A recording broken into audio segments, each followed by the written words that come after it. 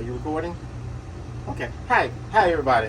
All right. So what I have here is all the necessary uh, materials to create or make a automatic watering bucket for a large dog. I've been online, searched everywhere for one of these, and I couldn't find one anywhere. I have a very large dog, and he mainly stays outside. And all of the watering buckets that I could find were those that had the little 2 gallons, and you had to come back and fill it up on yourself.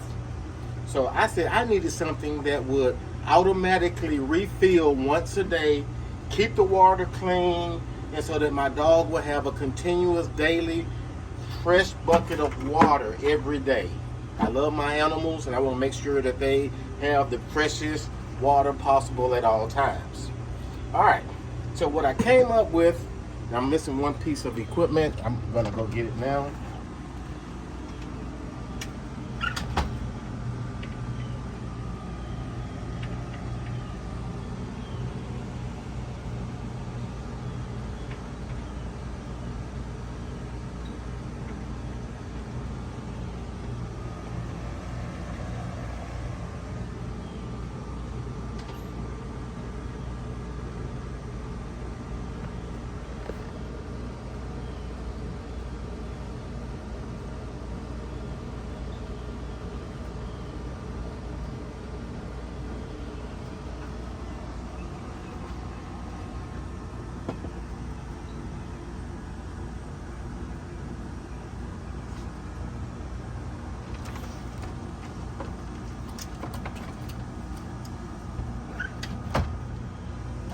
Anyway, piece that I was looking for was the timing. Anyway, okay, all right. So what we're gonna do here is we're gonna use a sprinkler watering timer, and we're gonna connect it to this water bucket. And what it's gonna do is it's gonna cut on once a day. It's gonna run for 1 minute, and when it runs for a minute, it's actually gonna overflow the bucket, and all the particles, sediment, anything that's floating around in the water is gonna flow over the top. And then when it finishes, it's gonna have a clean, fresh bucket of water. Now, I already have one of these. I'm making this one for my neighbor, and the one that I have been using for the past 6 months has worked flawlessly for 6 months. And the water right now, if I go overlook, is crystal clear, and it made it through the winter, which I was surprised, and it did fairly well. But I'm down here in the south, so I'm not sure how well this will work in the wintertime in northern states.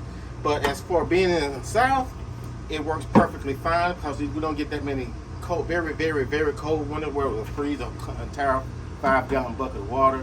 And on the days that it did freeze, when the water filled up, it actually melted the top of the water enough to where the dog still had water to drink. Now, so all of the necessary materials needed for this is you need a rubber gasket. You need some 3/4 inch conduit lock nuts, and I put a little valve on here so whenever, if you ever want to disconnect it, you can stop the water from flowing out of the side of the bucket. And a downspout, rubber gasket, 3/4 inch, and this is a 3/4 inch downspout, and a 6 foot 5/8 line that you're going to connect from the spout or from the timer to the bucket. All right, so now then, what I'm going to do first, start out by doing is first thing I'm going to do is, okay, where I'm going to put the hole and where I want the spout to be. And I'll usually put it down a little bit lower than where the top of the bucket is. That way it fills up and it keeps filling past that. It would do it anyway if I had it up here at the top. But I don't want to interfere with any of these ridges or anything like that. It makes it harder to install. So I'm going to go right below that line in the bucket so that I can have a flat surface for it to seal to with this rubber gasket on the inside of the bucket. So it's going to be like this. Actually, I'm going to have a lock nut first, then a rubber gasket, and I'm going to slide it in there. and then I will tighten it to the other side with this one here. All right, simple as that. So what I'm going to do it first, let's see how far down do I need to be. I need to be exactly about right there. And I can see through the bucket. So what I'm going to do is just mark my line here. And about right there is where I'm going to put the hole.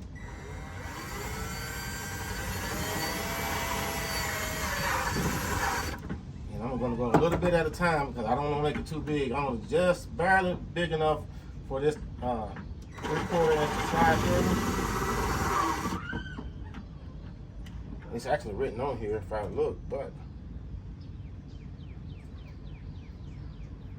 3/4 is right about there. Okay, so right here.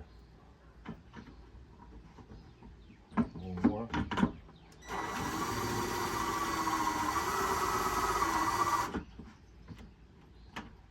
That's it. Just one more notch.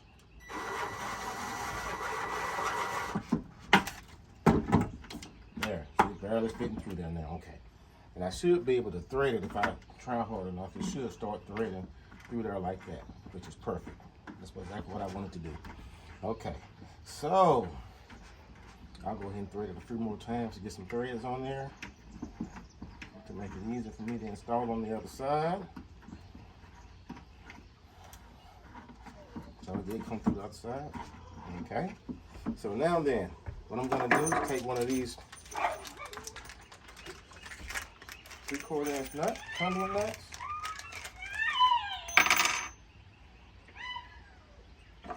I'm going to screw that onto here, like so.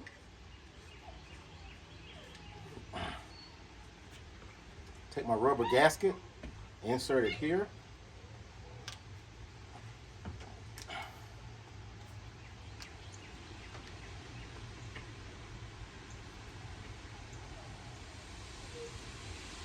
And then I'm going to screw it on, going from the other side where I threaded it.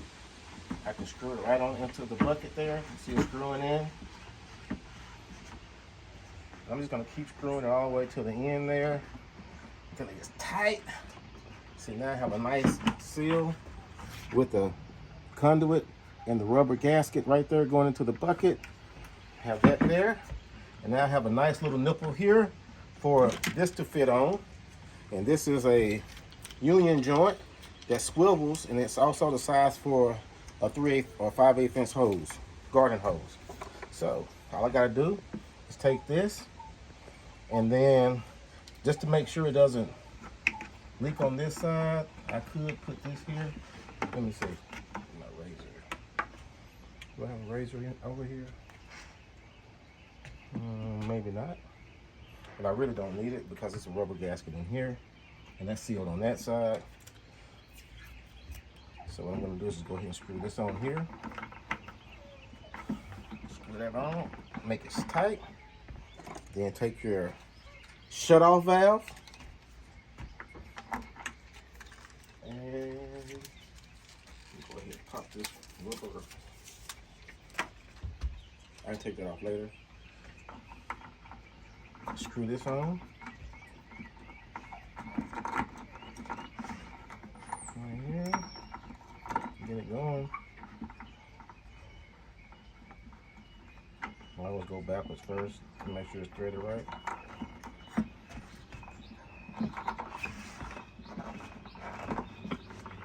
Try it again. Backwards. There you go. One more time. Follow it one more time. There it goes.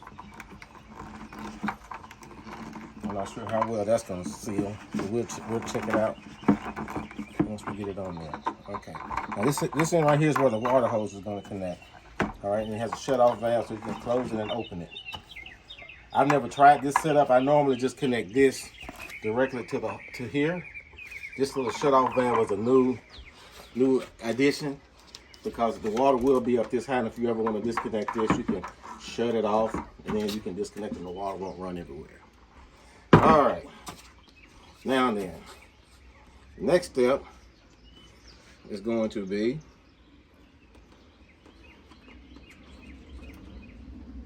hose.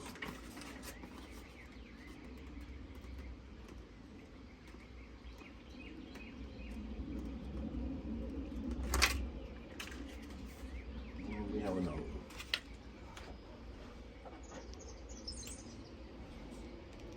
Got my baby scissors.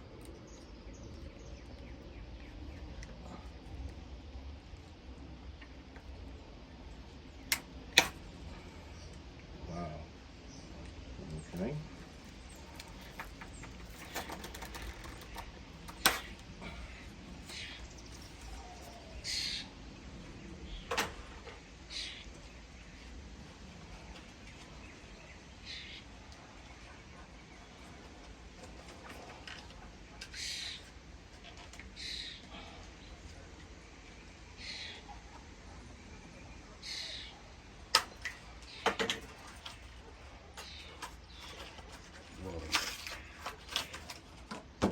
I'm removing the plastic off of these things here.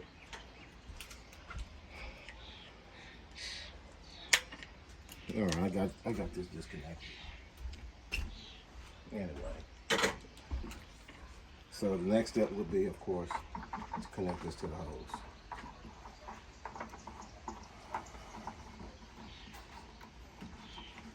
All right, and this will connect to the timer.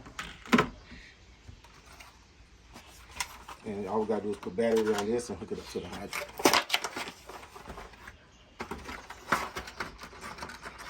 So what you want to do as far as the timer is concerned is look for one that will let you run it once a day for 1 minute.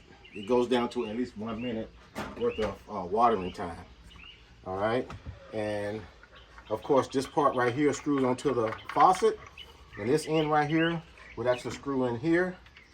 That will also feed the bucket.